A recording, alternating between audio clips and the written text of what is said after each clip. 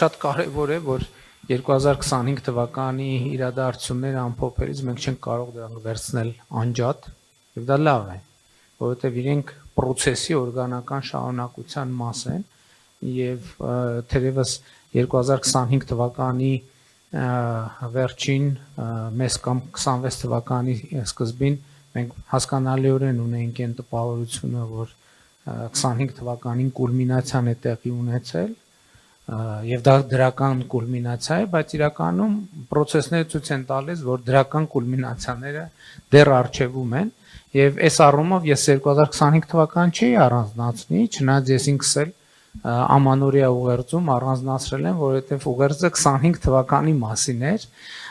եւ բայց մյուս կողմից նույնիսկ այնտեղ ես ասացի, որ 24 թվականի իրադարձությունները 25 թվականի իրադարձությունները հիմա արդեն 26 թվականի իրադարձությունների մասին կարող ենք խոսել, առավել եւս հիմա ես այսօր առավոտյան արդեն առիթ ունեցա շնորհավորել հայաստանցիներին 3 արտաքին գործերի նախարարի եւ պետքարտուղարի հանդիպման արդյունքներով Հայաստանի եւ Միացյալ Նահանգների կառավարությունների կողմից տարածված հայտարարության առիթով, որը TRIP նախագծի իրագործման շրջանակի մասին է, բայց ես ընդհանուր առմամբ ուզում եմ բոլորի շնորհավորել եւ մեր տարածաշրջանին շնորհավորել եւ նաեւ Հայաստանի եւ Ադրբեջանի միջև խաղաղության գործընթացի եւ խաղաղության ինստիտուցիոնալացման բոլոր կողմնակիցներին շնորհավորել, որովհետեւ տեսեք մենք պարոն Սաֆարյանն իր խոսքի մեջ նշեց հիմա ճիշտն ասած այդպիսի նախադասությունները նախկինում շատ սովորական էին հնչում ականջս հիմա ծակում են այս վերջերս էլ կարծեմ միտեղ հանդիպման էինք խոսացողներից մեկը ասեց այս օրհասական ժամանակներում ասի կներեք այս ժամանակները ինչի են օրհասական կարակ բացատրեք ինչ որ բան բացեմ թողել եւ պարոն Սաֆարյանն էլ ասաց վտանգների մարտահրավերների մասին խոսեց ես ուզում եմ ասել որ Հայաստանի շուրջ իրավիճակը ավելի կայուն երբեք չի եղել իր գոյության պատմության ողջ ընթացքում Հայաստանի շուրջ անվտանգային միջավայրը ավելի կայուն չի եղել իր գոյության ողջ ընթացքում Հայաստանին սպառնացող վտանգները 2026 թվականի հունվարի 14-ի առավոտյան ժամը 08:00-ի դրությամբ ուրեմն Հայաստանը երբեք ավելի պակաս սպառնալի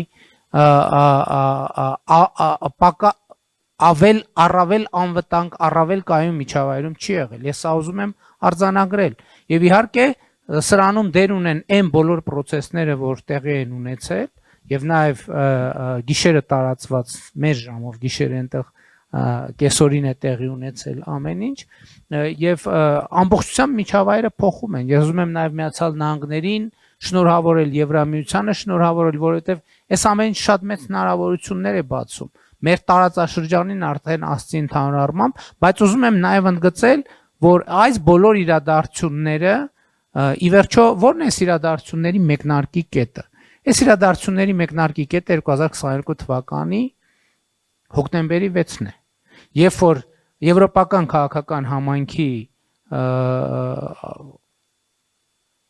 առաջին ոնց որ գագաթաժողովի ընթացքում քառակողմ հանդիպման ընթացքում ընդունվեց հայտնի հայտարարությունը որտեղ Հայաստանը եւ Ադրբեջանը արձանագրեցին Ալմաթայի հռչակագրի հիման վրա միմյանց տարածքային ամբողջականությունը եւ ինքնիշխանությունը ճանաչելու սկզբունքը սա շատ կարեւոր արձանագրում էր եւ ամեն ինչը սկսել է այդ կետից որովհետեւ հենց այդ կետից է process-ը դրվել մի այնպիսի բանաձևի մեջ որ անխուսափելիորեն իհարկե տարբեր սցենարներ կարող էին լինել կարող էր նաեւ 2023 թվականի Ղարաբաղի իրադարձությունները կարող էին տեղի չունենալ, բայց դա ուրիշ հարց է, դրա պատճառների մասին ես խոսել եմ, բայց ուզում եմ ընդգծել նաև այս process-ի հիմքում ուզում եմ ընդգծել նաև Եվրամիության նախագահ Մակրոնի դերն եմ ուզում ընդգծել Եվրամիության խորհրդի նախագահի դեր Եվրամիության, որտեղ դրանից հետո շատ կարևոր մի բան տեղի ունեցավ։ Հայաստանում տեղակայվեց Եվրոպական միության քաղաքացիական կարճաժամկետ առաքելությունը, որը հետո դարձավ երկարաժամկետ առաքելություն։ Սա ես ուզում եմ, որ մենք այս իրադարձությունը հավուր պատշաճ չի գնահատենք, որովհետև դա որոշակի տարածություն բացեց Հայաստանի Հանրապետության համար ինքնահայեցման եւ մտածելու։ Այդ ամենից ի վերջո 2022 թվականի սեպտեմբերի դրությամբ ինչն էր մեր հետևությունը եւ մեր եզրակացությունը եւ ինչ փոխվեց ընդհանրապես։ Մենք հասկացանք, որ մեր հարցերի լուծումը մենք չպետք է ուրիշ որևէ մեկից սպասենք։ Միջև այդ պահը ինչ էր Հայաստանի Հանրապետության ռեժիմ։ Մենք գնում ենք ինչպես Խրիմյան հայրիկի ժամանակներից ընդունված են, գնում ենք մեծ դռներ ծեծելու։ Մեծ դռներ ծեծելու թղթե շերեփով, չգիտեմ, ստվարա թղթե շերեփով, բանի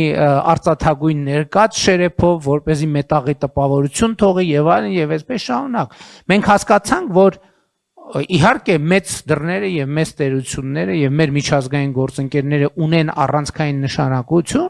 բայց գիտեք ինչ, մենք մի բան էլ պետք է հասկանանք։ Արտաքին քաղաքականության ես հիմա դեսպանների ներկայությամբ եմ ասում, շատ ընդունված է, որ սովորաբար երբ որ տեսնում են, որ դու իրադրություն ենք անել լավ չես հասկանում եւ գնահատում, սովորաբար ասում են բաներ, որ դու ուզում ես լսել, որովհետեւ չեն ուզում անիմաստ լեզվակռվի եւ բանավեճի մեջ մտնել եւ հետեւաբար մեր արձանագրումն աններ, որ մեր խնդրեմը մենք ինքներս պետք է հասկանանք եւ մենք պետք է որոշումներ կայացնենք, թե մենք ինչ ենք անում եւ ինչ ճանապարհով ենք գնում։ Եվ այդ դեպքում միջազգային հանրության օգնությունը եւ աջակցությունը կլինի շատ ավելի կոնկրետ եւ շատ ավելի առարկայական։ Մենք հասկացանք, որ հնարավոր չէ այս թնջուկից դուրս գալ առանց միմյանց տարածքային ամբողջականությունը, սահմանների անխախտելիությունը, ինքնիշխանությունը ճանաչելու։ Եթե մենք այդ քայլին, եթե մենք այդ որոշումները չկայացնեինք, ես նույնիսկ չեմ փորձի նկարագրել, թե 2026 թվականի հունվարի 14-ի դրությամբ ինչ կլիներ ընդհանրապես մեր տարածաշրջանում, չեմ ասում Հայաստանի Հանրապետությունում, բայց ես ուզում եմ էլի տեսնենք, մի շատ կարևոր իրավիճակ գնահատենք։ Տեսեք ինչա կատարվում ամբողջ աշխարհում։ Ըստ էության աշխարհը փոթորկվում է, իսկ Հայաստանի Հանրապետությունը եւ մեր տարածաշրջանը այսօր քայլ առնվազն Հայաստան-Ադրբեջան հարցությունում վերածվում կայունության, անվտանգության մի միջավայրի, համագործակցության մի միջավայրի, որը չափազանց կարևոր է։ Սա շատ մեծ ձեռքբերում է եւ շատ պետք է եւ ընդ որում Եվրամիության Միացյալ Նահանգների աջակցությամբ մենք այս ընթացքում եւ մեր գործընկերների այս ընթացքում մենք երևի քանի անգամ ենք հանդիպել միայն ես մեր դեսպանների հետ եւ տարբեր երկրների ղեկավարների հետ մենք բազմիցս հանդիպել ենք մտքեր ենք փոխանակել քննարկել ենք եւ այլն եւ այդպես շարունակ եւ մենք այսօր հասել ենք այն կետին եւ հիմա արդեն ակնհայտ է որ նաեւ TRIP նախագծի հետ կապված են բաց հարցերը, որոնք կային հռչակագրի ընդունումից հետո, այդ բոլոր հարցերը ստանում են պատասխաններ, ստացել են պատասխաններ, եւ շատ կարեւոր է, որ մենք ունենք բանաձև, որ լիարժեք բավարարում է եւ պիտի բավարարի Հայաստանին, բնականաբար լիարժեք բավարարում է Միացյալ Նահանգներին, լիարժեք բավարարում է իմ կարծիքով, իհարկե նրանք կարձագանքեն կտեսնենք Ադրբեջանին եւ ըստ էության սրանով կանաչ լույս է վառվում տարածաշրջանում երկարատև եւ կայուն խաղաղություն հաստատելու գործին։ Իհարկե եւս մեկ անգամ ուզում եմ մեր գործընկերների ներդրումը ընդգծել Միացյալ Նահանգների նախագահ Դոնալդ Տրամպի դերը, որի անձնական հետաքրքրվածությունը եւ անձնական ներգրավվածությունը իհարկե անկասկած ունի եւ ունեցավ վճռորոշ նշանակություն եւ հիմա մեզ արդեն հարկավոր է մտածել հետագա քայլերի մասին, որոնք են հետագա քայլերը։ Հիմա այդ ակնհայտ է, որ դեպի հիմա մեր տարածաշրջան ներհոսելու են մեծ ներդրումներ եւ մեծ փողեր եւ դա շատ լավ նորություն է։ ակնհայտ է թե ինչ գործողություններում եւ ինչպես պետք է ներգրավված լինեն Ամերիկայի Միացյալ Նահանգները։ Ես կարծում եմ, որ այո, Եվրամիության մեր գործընկերների հետ պետքա մանրամասն քննարկենք նաեւ Եվրամիության ներգրավվածության ձևաչափերը եւ կոնկրետ նախագծերը։ Մենք շատ շահագրգռված ենք դրանում։ Գիտեք, հիմա տրամաբանությունն այն է, որ հաջորդիվ մենք պետք է զարգացում ունենանք Հայաստան-Թուրքիա հարթության վրա եւ մենք հույս ունենք, որ այն process-ները, որոնք տրամաբանորեն եւ քաղաքական երխոհության մակարդակով լուծվել են,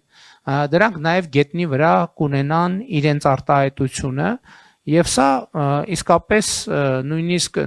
անհավատալի եւ աներևակայելի մի պոզիտիվ միջավայր է, որում մենք հայտնվել ենք, ինչը չի նշանակում իհարկե, որ բոլոր հարցերը լուծված են, բայց բոլոր հարցերի լուծման բոլոր բանաձևերը ըստ էության արդեն որոշված են։ Առաջիկայում շատ կարեւոր է, որ մենք նախ հայտարարություն այսօրվա կամ երեկվա մի շատ մեծ եւ շատ կարեւոր անկյունակար է Հայաստանի եւ Ադրբեջանի միջև հաստատված խաղաղությունը ինստիտուցիոնալ դարձնելու ճանապարհին սահմանազատման հանձնաժողովներն են աշխատում եւ գիտեք նաեւ էլ եկեք արձանագրենք մենք առաջ ենք ընթանում շատ ավելի մեծ տեմպերով, քան ի սկզբանե կարող ենք ենթադրել, որովհետեւ երբ որ մենք Վաշինգտոնի հռչակագրում արձանագրում էինք տարածաշրջանի կապուղիների բացումը Հայաստանի Հանրապետության համար, այդ թվում Ադրբեջանի հիմնական մասի եւ Նախճեվանի ինքնավար հանրապետության միջև կապի ապահովումը Հայաստանի Հանրապետության համար փոխադարձ առավելություններով եւ մենք ենթադրում ենք, որ Հայաստանը պիտի երկաթուղային կապ ստանա արտաքին աշխարհի հետ եւ դա տեղի ունեցավ, կարծում եմ շատ ավելի վաղ, քան Հայաստանի եւ միջազգային հանրությունը սպասում էին։ Այսօր արդեն Հայաստան-Ադրբեջան երկկողմ առևտրի դրսևորումները տեղի ունեցան շատ ավելի վաղ, քան Հայաստանի եւ միջազգային հանրությունը սպասում էր, գուցե նաեւ Ադրբեջանը։ Ես երեք առիթ ունեցա խոսելու, տեսեք 2018 թվականից մենք ինչքան ենք աշխատել, ինչքան ենք չարչարվել մենաշնորհները հաղթահարելու ուղղությամբ։ Եվ մենք այնպես չի, որ այո, հաղթահարել ենք մենաշնորհերը եւ շուկաները դե յուրե բաց են եղել բոլորի համար։ Այս ընթացքում այո, բենզինի ներկրում էլ է եղել եւ այլն եւ այդպես շարունակ, այսինքն ընդլայնվել է շուկան, բայց մեզ այդպես էլ չէր հաջողվել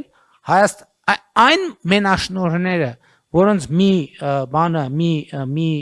ծայրը Հայաստանում էր, մի ծայրը Հայաստանից դուրս, մեզ չէր հաջողվել այդ մենաշնորհերի այդ խնդիրները լուծել։ Եվ հիմա մեր բոլորի առաջ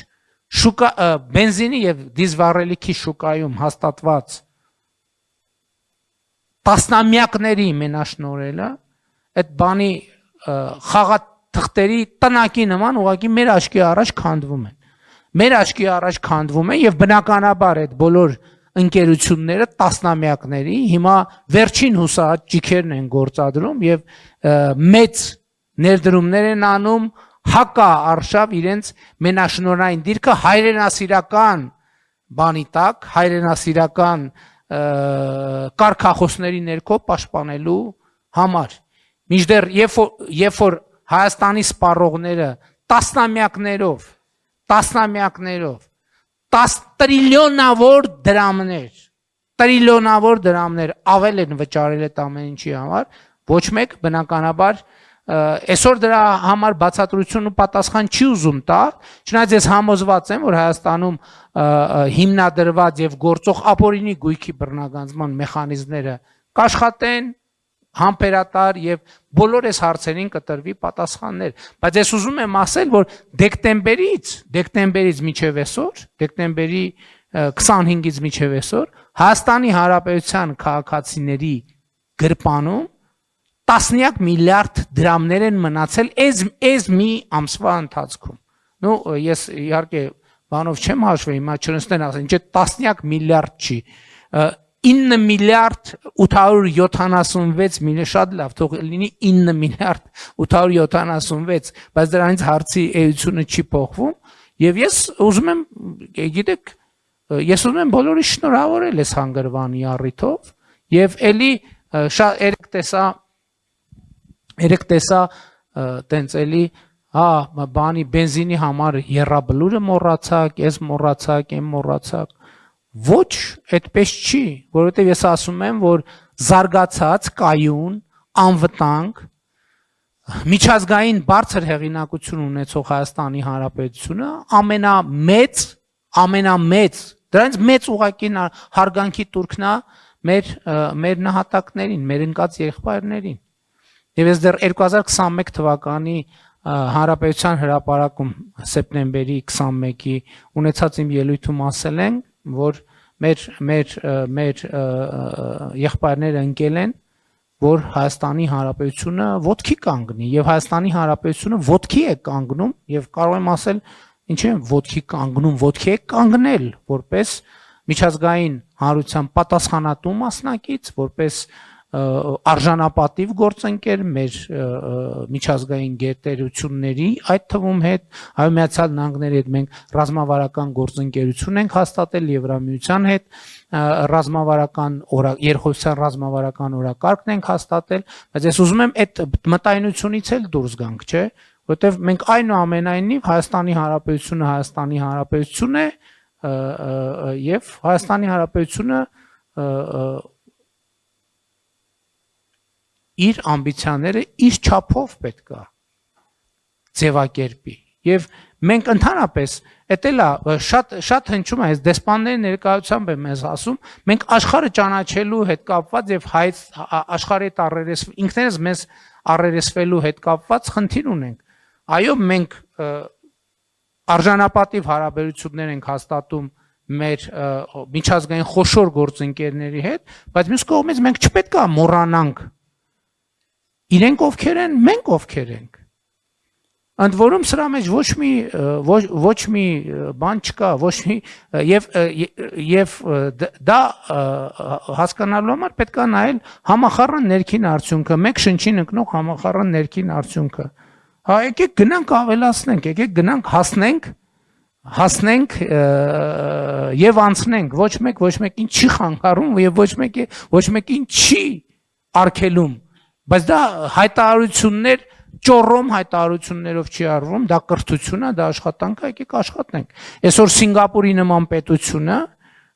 որի տարածքը Սևանա լճի